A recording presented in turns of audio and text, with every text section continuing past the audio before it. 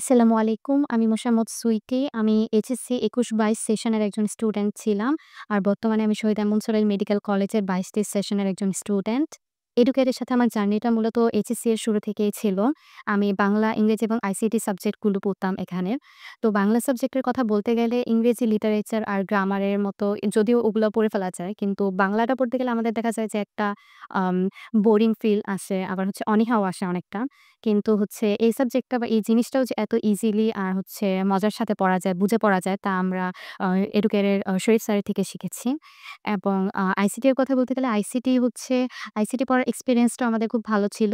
যদিও আমাদের লাস্ট মোমেন্টে আইসিটি এক্সামটা হয়নি, বোর্ড থেকে নেওয়া হয়নি। এ এখন যেটার কথা না বললেই নয় ইংলিশ।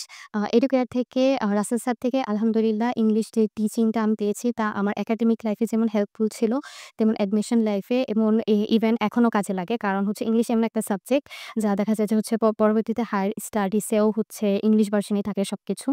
তো সবকিছু মিলিয়ে হচ্ছে ইংলিশের এক্সপেরিয়েন্সটা সবথেকে ভালো ছিল।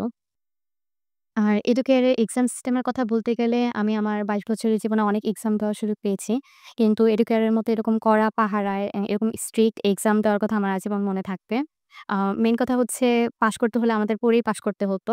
আর ফেল করলে তো সাপ্লিমেন্টারি এক্সাম থাকতই সবার জন্য। আর আমি যেহেতু হচ্ছে তখন এডুকেয়ারে শুধু বাংলা, ইংরেজি এবং আইসিটি সাবজেক্টগুলো এভেইলেবল ছিল। তখন আমি এই সাবজেক্টগুলোই পড়ার সুযোগ পাই। তবে বর্তমানে আমি জানতে পেরেছি এডুকেয়ারে বিজ্ঞান বিভাগের সকল হচ্ছে সাবজেক্টের সেরা শিক্ষকগুলো এখন এডুকেয়ারে আছে। তো সবকিছু মিলিয়ে আমি বলব Educare is the best choice to learn, practice and enrich your knowledge.